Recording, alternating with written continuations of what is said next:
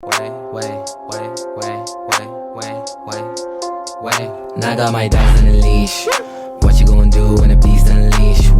I got the cake and the cheese. Fuck a cheesecake, real shit, it's a quiche. Niggas slide steal my steez. I don't give a fuck, you can drink my Sell my D, bitch, just FTE. I be like, you, if I see, I shoot, make that thing go pew, you can't feel my shoes, I be like, ooh, please do not mess with my move. When they all see me, they move. You don't want smoke, you not snoop. Boo, boo, boo, boo. I be like, you, if I see, I shoot. What up, family? Back again. Yeah, quite quiet here and all that. So, Spiritual Sunday, Soul Sunday, self-development session. I miss these talks that I used to have with myself, and I did speak about it and all that. And although it's Monday, I couldn't really release it on Sunday. It's probably gonna come through this coming Sunday, But I'm still with those positive vibrations that, hey guys, Spiritual Sunday, Soul Sunday. Hope y'all have a blast ass Sunday. Or I hope you had, or I hope your previous Sunday was a blast. You get me? So usually on Spiritual Sunday, Soul Sunday, usually I find a location like I've been trying to adapt, find my own way through my content, that stuff, like what works with me, what I can stick with, because the thing is, I'd rather become a master of, a certain thing, I'm like focusing on a lot of different stuff, it's kind of distracting.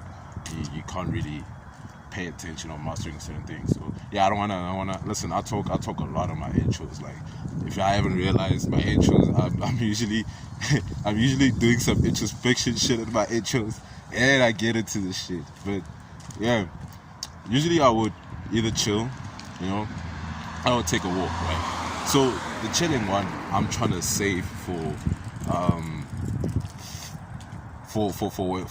making it an actual podcast, like an actual self-development podcast, where we can help people self-development, And this walking one will be just me just spewing nonsense or bullshit straight out of my brain, I'm just gonna be speaking nonsense. You get me? But it should make sense. It's shit that should make sense, So I don't know how long this one's gonna be, so I want to talk about the ego, right? The ego. Now, what is the ego, you would say? This is the ego part 1. If we don't finish it, ego part 1. Keep that in mind, right? So what is the ego, right? So the ego is a part of yourself that you identify yourself with, and Sigmund Freud talks about, I usually mention Sigmund Freud in most of my videos and stuff like that, because I'm interested in his work, psychology and his philosophy, that. So he talks about how your consciousness is divided up into your ID, your ego, and your super ego, right? So to explain that in a deeper context, it's kind of complicated. It's going to need me to decipher it properly. But basically, what your ego is, it's the part of yourself that you identify yourself with. I would define it as a lower version of myself. So when did I find out about what your ego was? Well, I found out really at a young age, but I didn't really understand what it meant. The moment that I realized whether it was like when I was in a relationship with one of my partners, and they had mentioned that we had our fights, and when you fight with people, emotions get heated up. Then people actually they forget that not they really forget, usually with emotions, and when they're at its rawest, they unfiltered. So she means that I got an ego, and I'm like, what the fuck? I was confused at that time, I'm in grade 7, 8, around there. I was confused at that time, like, what the fuck, an ego? Like, what the fuck is an ego? You know what I mean? And I kind of felt insulted or offended, because, when, because, it was actually funny back then, like, most hands, Okay, back then I wasn't really an intellectual, you know. I mean, I was smart, but I didn't care about, becoming a man of intellect until right now. So I had to go ask around my family and friends, like, what the fuck is an ego? Like, what the fuck does that mean?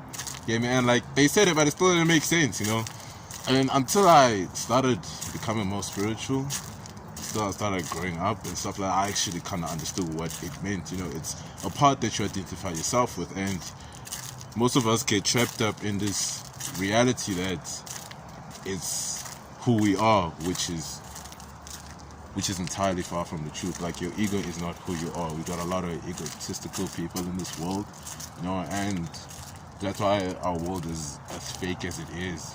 You get me? That's why we don't live in a genuine world. We don't live in an honest world, because people depend so much on their ego. They think the ego is the answer to all. You get me? And the reason why I would disagree with that is that your ego is not you, and like whatever identity that you think you are right now, like, that is not you. You're using that identity because you want a sense of belonging.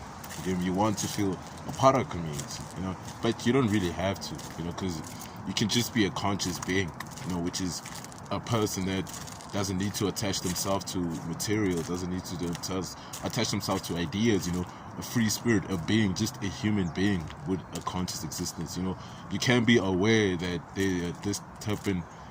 there are this type of personality traits that come up, but you gotta realize that your personality is only your personal reality. It's a reality that you make of. You get me? You got our subconscious, and our subconscious is usually a state that most of us stay in.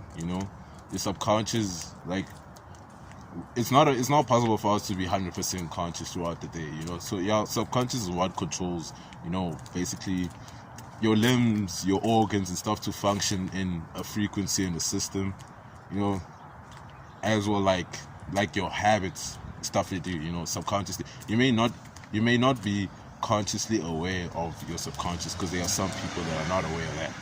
But once you are aware of it, you have attained a higher level of consciousness. You've become what most might say. So the majority of people, as humans, usually have this misconception of identifying yourself with it. Like, whatever you identify yourself with, like, okay, I'm about to strip your ego away right now, right?